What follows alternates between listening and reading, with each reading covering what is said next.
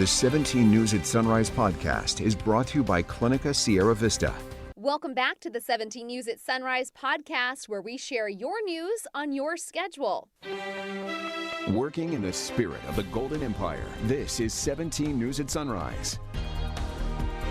Good morning here at 5 a.m. Good to have you with us. I'm Maddie Jansen alongside Alex Fisher. Hard to believe the last day of June. Yeah, July is just around the corner. It is tomorrow, and it's hard to believe it kind of crept up on us. The 4th of July holiday this weekend. Already hearing those fireworks and hearing the grumbling, because I know it keeps a lot of people awake at night. It bothers our pets.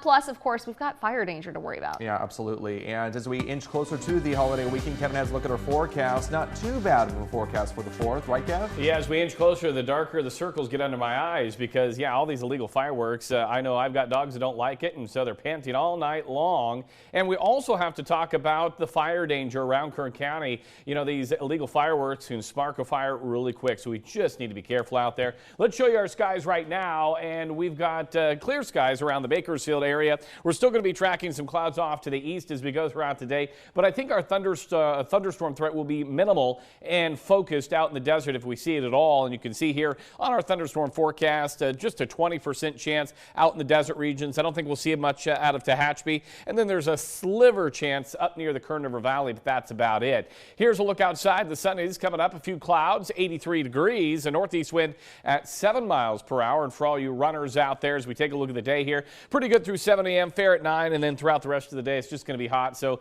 maybe hold off on the running or even the walking outside with the pups. We'll get to the dog walk forecast a little bit later. 90 degrees by 10 a.m. and then look at 4 o'clock. We're looking at temperatures near 104.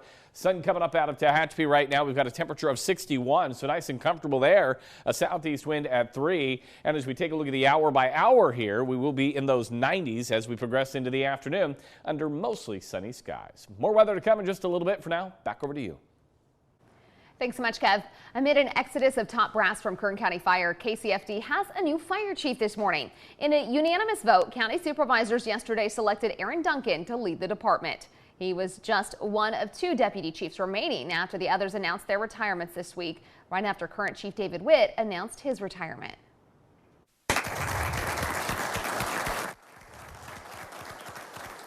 This was the moment when supervisors officially announced Duncan as KCFD's new leader. Until yesterday, Duncan served as one of the department's deputy fire chiefs. Before that, he was a battalion chief and chief investigator. 2 decades later, his new role as chief will put him in charge of the department and its 625 employees.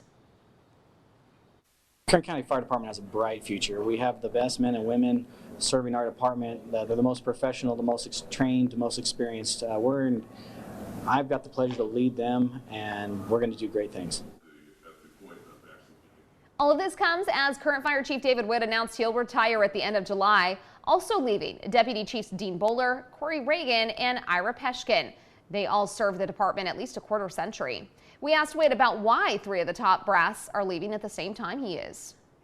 3 other deputy chiefs have decided to leave with me, and that's perfectly natural. And that situation, we decided that we need to do some other things. But what a great opportunity for Aaron to bring in new staff, new people, generate great ideas, and lead us into the future. He's going to have people that are loyal to him. I had people that were loyal to me, and that's a great thing.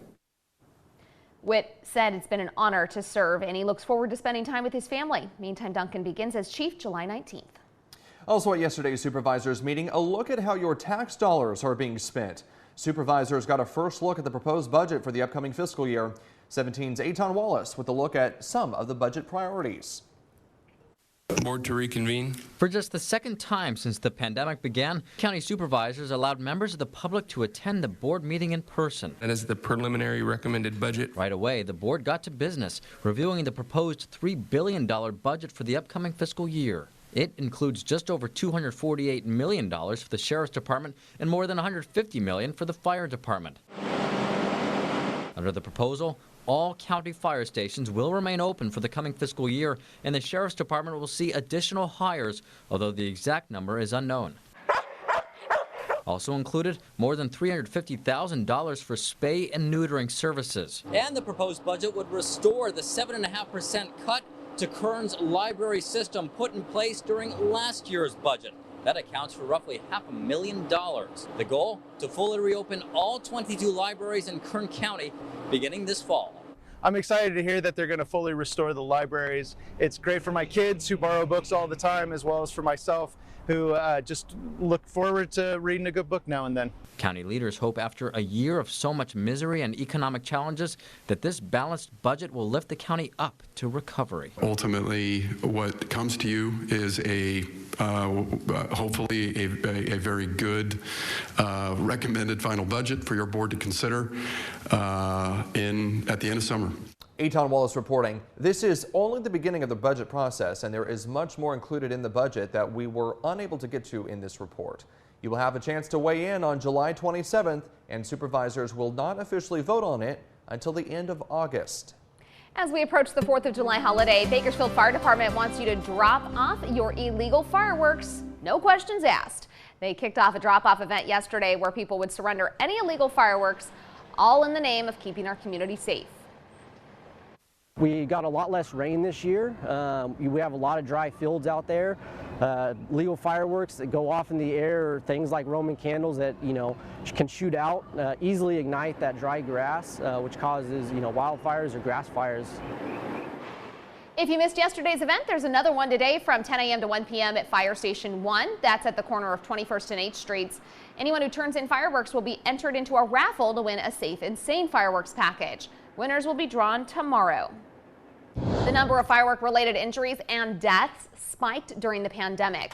That's according to a new report from the U.S. Consumer Product Safety Commission. The report says at least 18 people died from firework-related incidents in 2020. More than 15,000 people were treated in emergency rooms for injuries last year, an increase from the estimated 10,000 injuries in 2019.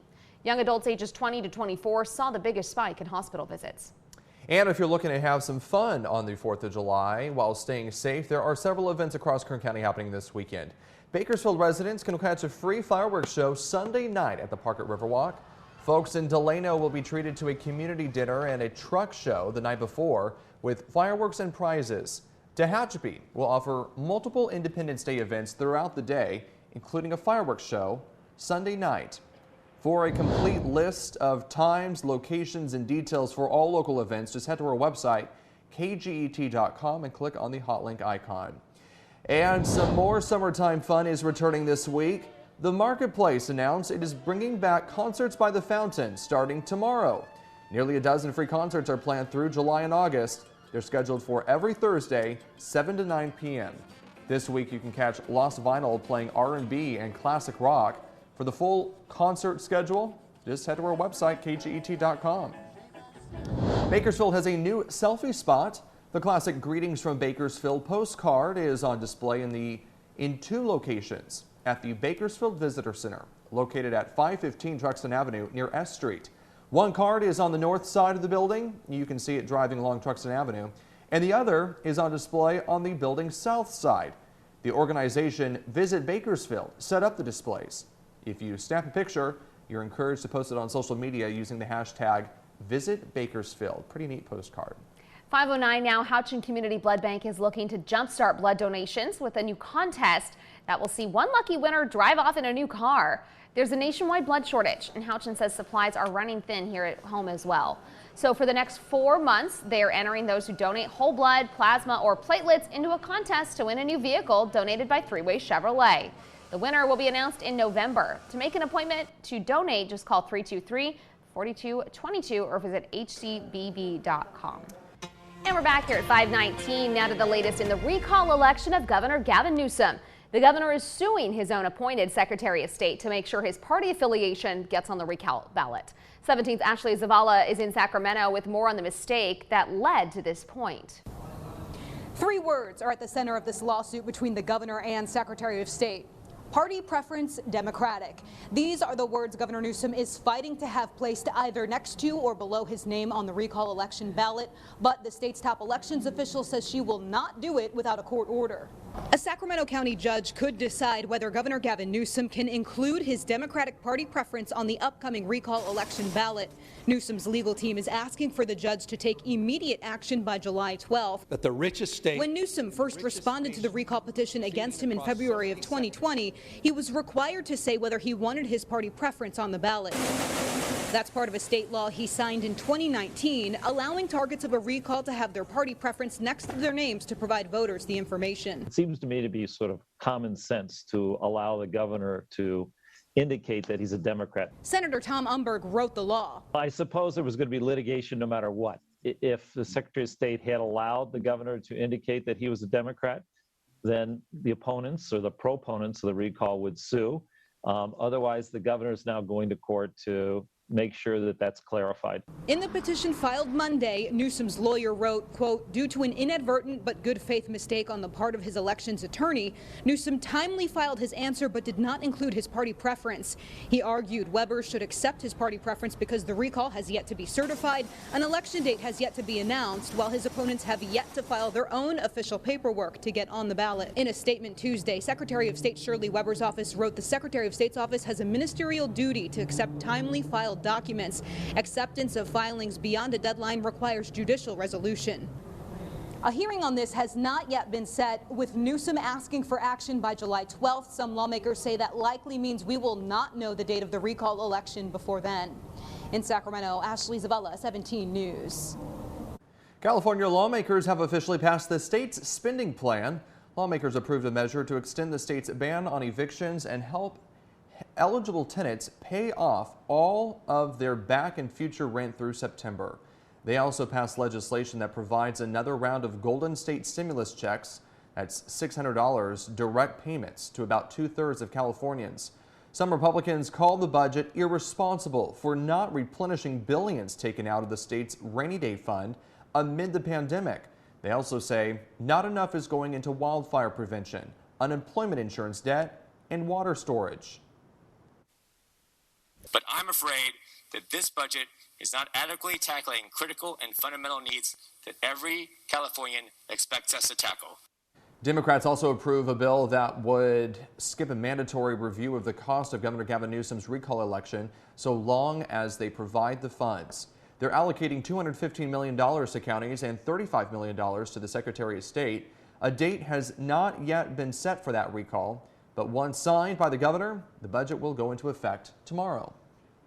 Assemblymember Rudy Salas says the state's budget includes much-needed funding for the Central Valley and Kern County. His office says $15 million is going toward a new Dolores Huerta Peace and Justice Cultural Center in Bakersfield, plus $6 million for a nursing program at CSUB, and $642,000 for adult education programs at hospitals served by the Kern Community College District, among other projects. KGET Business Watch is brought to you by Grapevine MSP Technology Services, the Valley's leading IT service provider. Back here at 525, new data shows it is getting harder to find a home for sale in Bakersfield as fewer houses hit the market and prices hike every month. 17's Moses Small with a look at how to avoid some housing headaches. Bakersfield's housing market is squeezing some buyers out as there are fewer homes on the market and prices have spiked nearly 20% since last year. Destiny Sims fears she may have to leave town as she struggles to find a new home. I was raised here. My dad was raised here, my grandma, my great-grandma, and now we're about to have to leave it entirely, possibly even the town. She says she's been searching for months. She's looking for a home under $340,000 with at least 4 bedrooms in central Bakersfield.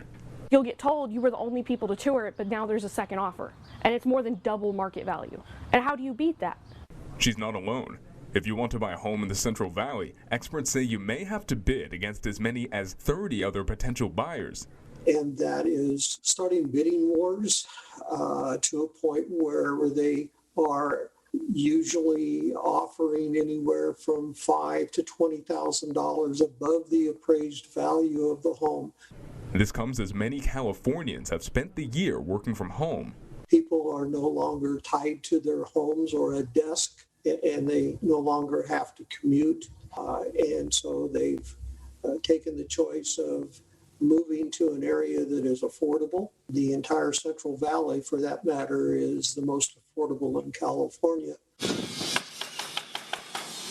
It's not only getting more expensive to buy a home, but if you want to build a home like this, it may cost 20% more now than it would this time last year. and a good number of the materials that are used to build a house actually are manufactured in China. And with the sanctions and tariffs placed upon imported goods from China, that's also raised the cost of a new construction. Experts say hiring a good realtor can make it easier to buy a home, as Crabtree predicts it will only get more difficult to find an affordable home in Bakersfield. Now to an update on the Shell Fire, which ignited this weekend. It is still burning at the base of the Grapevine near Interstate 5. Kern County fire crews are still working to reach full containment this morning. The fire has charred more than 1,900 acres, but is now 75% contained and is no longer impacting traffic along I-5. Fire officials say their efforts to douse the Shell Fire were hampered Sunday when a private remote-controlled drone interfered with their helicopters. The Federal Aviation Administration says in the last few years, there have been more than 100 reports of people using drones and getting in the way of firefighters or first responders. Whether you're a drone hobbyist or a professional licensed drone pilot, the FAA says you need to stay away from wildfires or any law enforcement operations because it is dangerous and can cost people their lives. The message is clear. If there's a wildfire, don't fly your drone around it. You're going to hinder the operations on that fire, and that could be detrimental. There could be a larger loss of property, even a loss of life for something that simple, and it's illegal. According to the FAA, interfering with firefighting aircraft is a federal crime with a prison sentence of up to 12 months behind bars and a $20,000 fine. If you spot illegal drone activity, call Flight Standard District Office at 818-267-3300. 5:35 now. The fight to fix America's infrastructure is heating up, literally. Today, President Biden sits down with Western governors whose states are in flames. Wildfires and record heat are fueling a push to pass infrastructure compromise. Tracy Potts has more from Washington. Hi, Maddie. Good morning. Good morning, everyone. Republicans are concerned. The Democrats will try to link this to their social agenda, while state leaders today tell the president why they think it's urgent to get infrastructure done. California's on fire. The state's largest blaze covers more than 13,000 acres, and federal hotspot crews are short-staffed. President Biden's meeting today with Western governors will highlight what's expected to be another record fire season and a heat wave forcing blackouts, damaging roads and power lines, and killing crops. We've got to do our part in our country to get on clean energy so that we don't continue to exacerbate climate change. That's part of the $1.2 trillion infrastructure plan. This deal will put American workers to work in good-paying jobs, not minimum wage jobs, not $15 an hour jobs, prevailing wage jobs, good-paying jobs, repairing our roads and our bridges. But even though the president's backed off tying it to social priorities, Democrats have not. We're going to invest in long-term care, in home care, in child care. Most Americans would say that has nothing to do with infrastructure. While the president's on the road selling the compromise, White House officials are scrambling to save it. Republicans insist infrastructure and social issues should not be linked. Pass the thing we can agree on, and then we'll have a debate and an argument and a vote over all the rest. House Speaker Nancy Pelosi reportedly told Democrats in a closed-door meeting she will not vote on one without the other. The so-called reconciliation bill with Democrats' social priorities, that is now wide open, with liberals pushing to include things like expanding Medicare and a path to citizenship for undocumented immigrants. I'm Tracy Potts, 17 News. Working in the spirit of the Golden Empire, this is 17 News at Sunrise. The 17 News at Sunrise podcast is a production of KGET and Nexstar Media Group. For more on all of the headlines in today's show, head to kget.com.